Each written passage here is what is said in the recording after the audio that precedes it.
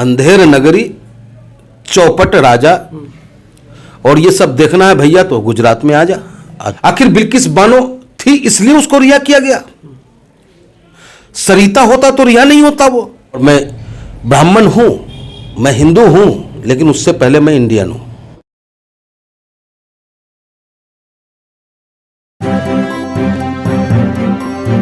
Media voice, आपकी आवाज।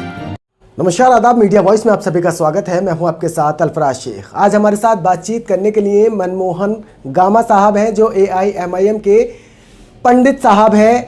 और पंडित के तौर पर ये AIMIM को, जितने हिंदू वोटर्स हैं उन्हें साथ लेकर AIMIM को बढ़ावा देते हैं। लेकिन ये चुनाव लड़े थे, हार गए थे। क्या वजह रही थी? और अब साल के आखिर में नगर निकाय चुनाव भी होने वाले हैं, उसमें भी ताल ठोकेंगे या नहीं ठोकेंगे, कितने ये पार्षद जिताएंगे, किस तरीके की मेहनत चल रही है, इन्हीं से जानेंगे। पंडित जी, स्वागत है आपका मीडिया। बहुत बहुत धन्यवाद। नगर निकाय चुनाव है, कैसी तैयारी चल रही है? क्या लगता है इसमें? तैयारी ज़मीनी स्तर से चल रही है। और जहाँ तक गाज़ियाबाद की बात है, मैं समझता हूँ कि इस बार गाज़ियाबाद में ऑल इंडिया मजलिस-ए-इत्तेहादुल मुस्लिमीन काफ़ी मजबूती के साथ चुनाव लड़ेगा। और सभी सीटों पे 100 के 100 सीटों पे हम चुनाव लड़ने का हमारा प्रयास है। और सभी सीटों पे हम जीत की स्थिति में होंगे, हमें कोई हरा नहीं पाएगा। पंडित जी, ऐसी दावेबाजी आपने विधानसभा चुनाव में भी किया था और देखा था जमानत जब्त हुई थी। देखिए, वो जमानत जब्त नहीं था, वो जनता की गारंटी थी कि पंडित जी, बैरिस्टर असदुद्दीन ओवैसी साहब, उत्तर प्रदेश की आवाम आपके साथ है। 5 लाख लोगों ने बैरिस्टर साहब पे विश्वास जताया और वही 5 लाख लोग आज करोड़ों में तब्दील होने जा रहा है। तो हमें आप ये ना समझे, एक चुनाव हार जाना कोई मायने नहीं रखता। वो अब हमें जो 5000 वोट मिले थे, वो 5000 वोट नहीं थे, वो 5000 कार्यकर्ता है हमारा। वो 5000 कार्यकर्ता आने वाले निगम के चुनाव में बेहतर रिजल्ट देने का काम करेगा। अच्छा, मतलब विधायक नहीं बन पाए तो पार्षद बनाएंगे? देखिए, विधायक बनना मेरा मकसद नहीं है। आज भी मैं आपसे कह दूँ, और बैरिस्टर साहब का भी कोई मकसद नहीं है कि वो प्रधानमंत्री बने, मुख्यमंत्री बने। उनका ये मकसद नहीं है।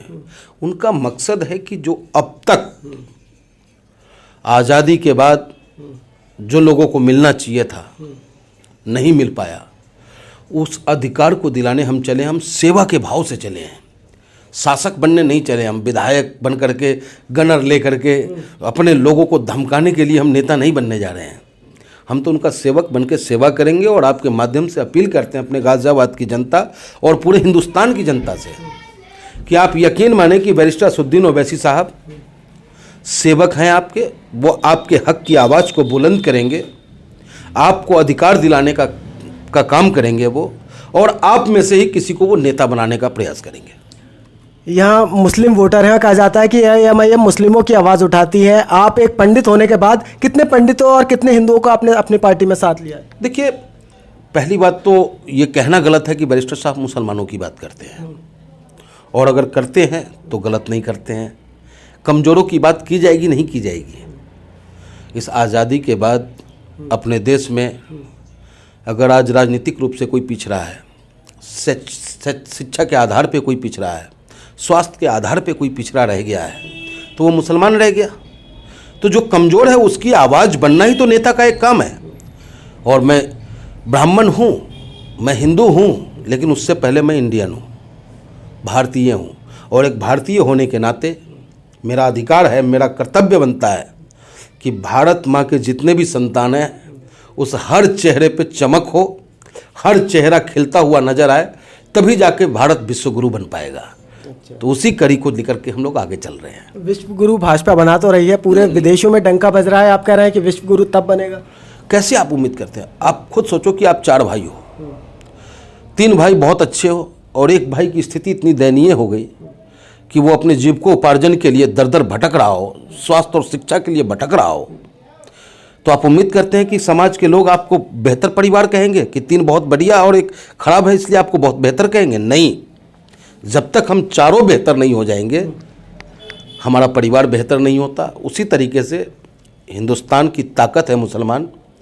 जब भी आप परमाणु बम की बात करेंगे, मिसाइल की बात करेंगे, तो अब्दुल कलाम साहब को आप अलग नहीं कर सकते हैं। तो कहने का मकसद यह है कि जिस दिन देश का मुसलमान सक्षम हो गया, राजनीतिक रूप से, शिक्षा के रूप में, स्वास्थ्य के रूप में, तो मेरा देश स्वतः ही विश्व गुरु बन जाएगा, अन्यथा नहीं। भाजपा कहती तो है सबका साथ सबका विकास, और वो उसमें हिंदू मुस्लिम का है। वो अगर कोई कैंप वो लाती है, पॉलिसी लाती है, तो मुसलमान के लिए भी, हिंदू के लिए भी अनाज दे रही है, तो हिंदू को भी दे रही है, मुसलमान को भी दे रही है। देखिए सबका साथ सबका विकास सुनने में तो बहुत अच्छा लगता है, लेकिन बड़े अफसोस के साथ कहना पड़ता है कि एक तरफ हमारे देश के प्रधानमंत्री दिल्ली के लाल किला से महिलाओं की सम्मान की बात करते हैं, महिलाओं के अधिकार की बात करते हैं, पढ़ो बेटियां की बात करते हैं, और दूसरी तरफ यानी कि डबल चोला, दिखावे में कुछ और करने में कुछ और। दूसरी तरफ देश की बेटी के साथ जो घिनौना अपराध किया लोगों ने, हत्याएं की, उन बलात्कारियों को रिहा करने का भी साइन उसी कलम से किया जाता है और गृह मंत्रालय से साइन होता है और उसे बरी कर दिया जाता है। तो हम कैसे विश्वास कर लें उन पे? अब बिल्किस बानो के केस पर बात कर रहे हैं। नहीं, बात बिल्किस बानो की क्यों? देखिए मेरा साफ शब्दों में कहना है कि आखिर बिल्किस बानो थी इसलिए उसको रिहा किया गया। सरिता होता तो रिहा नहीं होता। वो एक नगर में दो भाव तो नहीं न चलेगा साहब। अंधेर नगरी, चौपट राजा, और ये सब देखना है भैया तो गुजरात में आ जा। आप जाकर के देखो, गुजरात में मोरबी का कांड हुआ, इतना बड़ा हादसा हुआ, लेकिन गोदी मीडिया उसे भी सरकार के समर्थन में चलाने का काम किया कि मरने वालों की गलती थी इसलिए वो मर गए। घड़ी बनाने वाले को टेंडर दिया जाता है, उसमें लिखा जाता है, बाकायदा एक काउज होता है कि इन पे कोई कार्रवाई नहीं होगी। क्या है भाई ये? तो अंधेर नगरी ही तो है साहब। उसके बावजूद भी गुजरात मॉडल के बड़े बड़े दावे वादे किए जाते हैं। जहां चुनाव होते हैं वहां जाकर गुजरात मॉडल की बात की जाती है, और अब गुजरात की बात हो रही है तो कहा जा रहा है कि असदुद्दीन ओवैसी आ गए हैं और वोट काटेंगे, एक बार फिर से भाजपा की सरकार बनेगी। नहीं नहीं नहीं नहीं, देखिए हम वोट काटने नहीं गए हैं, हम अपने लोगों को जगाने गए हैं। अपने लोगों में हिंदुस्तान का हर तबका आता है, सिर्फ हम मुसलमानों की बात नहीं कर रहे हैं। वहाँ आज जो मछुआरे हैं वो त्रस्त हैं, वहाँ जो आज वो कौन सा भैंस, एक मैनी भैंस या नैनी भैंस जो था, उसको भी जंगल में घुसने से मना कर दिया गया। और सिर्फ पूंजीपतियों की सरकार बन के रह गई। गुजरात मॉडल है क्या? गुजरात मॉडल ये है कि ट्रंप को आप लाएंगे और गरीबी को ढकने के लिए दीवार खड़ा कर देंगे।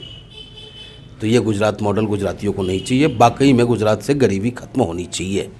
अच्छा, केजरीवाल भी वहाँ पर चुनाव लड़ रहे हैं और सस्ता बिजली, फ्री बिजली की बात कर रहे हैं। जैसा दिल्ली में उन्होंने विकास कराया है, वो कह रहे हैं दिल्ली मॉडल अब गुजरात मॉडल में लेकर जाएंगे। देखिए, गुजरात की जनता जब वोट डालने जाएगी, मैं समझता हूँ हर भाई किसी न किसी बहन का भाई होगा, हर बाप अपनी किसी न किसी बेटी का बाप होगा, हर माँ महिला है, उस बेटी को अपना दर्द महसूस करते हुए वोट को डालने का काम करेगा। और दिल्ली से जो ये गए हैं, दिल्ली की क्या हालात रही है पिछले दिनों में, दिल्ली क्यों जली, उस पे भी लोग अपना विचार रखेंगे, सोचेंगे, तब जाके मतदान करेंगे। और हमें उम्मीद है कि गुजरात की जनता इस बार सुरक्षा और सम्मान की गारंटी देने वाला पतंग निशान का बटन दबाएंगे। सरकार किसकी बनवा रहे हैं? हम क्यों बनवाने? हम कौन होते हैं जनता बनवाएगी सरकार। सरकार तो हम चाहेंगे कि हमारे रिमोट से सरकार बने, ताकि मैं जनता की हक की बात कर सकूं। नज़ारा आपने देख भी लिया कि 5 विधायक हैदराबाद में था। एक वो रसूले गुस्ताख आज़ादी से घूम रहा है जो दिल्ली में रह रहा है, और एक वो है टी राजा या सलाखों के पीछे है। तो मेरा ये कहने का मतलब नहीं कि उसने मुस्लिम धर्म के खिलाफ बोला इसलिए ऐसा हुआ। मैं दावे के साथ कहता हूं कि उस हैदराबाद में अगर किसी ने हिंदू धर्म के खिलाफ भी गलत शब्दों का इस्तेमाल किया तो बैरिस्टर असदुद्दीन ओवैसी साहब वही कार्रवाई करेंगे जो टी राजा के साथ हुआ है। अच्छा, अभी उपचुनाव थे, आप बिहार गए, बिहार में जाकर फरवा दिया आपने? नहीं, हरवाया नहीं। वहाँ के 12,700 लोगों ने बैरिस्टर साहब पे विश्वास जताया है। आपके माध्यम से उन लोगों को मैं धन्यवाद देता हूँ और उनसे कहता हूँ कि आपकी सेवा में सदैव ऑल इंडिया मजलिस-ए-इत्तेहादुल मुस्लिमीन का कार्यकर्ता और नेता तत्पर रहेगा। और जो कुडनी में चुनाव हो रहा है, विधानसभा चुनाव, उसमें भी इस बार हम जीतने जा रहे हैं। वहाँ की जनता हमारे साथ है, हिंदू मुसलमान दोनों हमारे साथ है। जैसे दिल्ली में एमसीडी के चुनाव हैं, फाइट किससे है? आम आदमी पार्टी, भाजपा, किससे फाइट है? देखिए फाइट यहाँ तो हमाम में सब नंगे हैं, ये लोग चोर चोर मौसेरे भाई हैं। एक तरफ ईमानदारी और एक तरफ बेईमानी की लड़ाई है। सारे बेईमान एक तरफ है और हमारी पार्टी ईमान की बात करता है, ईमानदारी की बात करता सब है। बेईमान, आप ईमानदार। दिखाएं आप कहीं हमें, कहीं हमारे नेता पे कोई दाग लगा हो तो हमें बताएं। ये जेल से रंगदारी वसूलते हैं। एक जो है पूरे दिल्ली को कूड़ा का शहर बना के रख दिया है। फिल्मी ड्रामा चल रहा है साहब दिल्ली के अंदर में, और हम तो उनके हक की बात कर रहे हैं।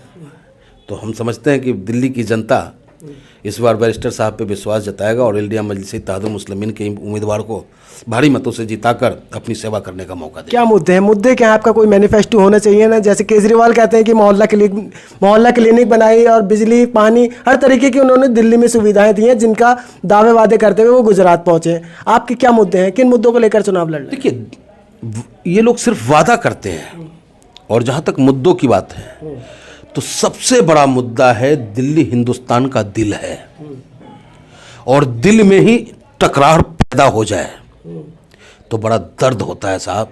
थोड़ी सी दिल में दर्द हो जाए तो भागना पड़ता है, और हमारे हिंदुस्तान के दिल में इन नेताओं ने दर्द पैदा कर दिया है। जो खाई पैदा किया है हिंदू और मुसलमान का, सबसे पहला प्रयास होगा कि हिंदू और मुसलमान के खाई को पाटने का काम ऑल इंडिया मजलिस इत्तेहादुल मुस्लिमीन का उम्मीदवार करेगा। चलिए बहुत बहुत शुक्रिया। आप देखने वाली बात होगी कि पंडित मनमोहन गामा दिल्ली में कितने एमसीडी ये चुनाव लड़ने के बाद कितने अपने पार्षद जिताते हैं, और AIMIM कितना दिल्ली में सफल हो पाती है। फिलहाल इस पूरे इंटरव्यू पर आपकी क्या कुछ राय बन रही है, हमें कमेंट करके ज़रूर बताइए। देखते रहिए मीडिया वॉइस। शुक्रिया।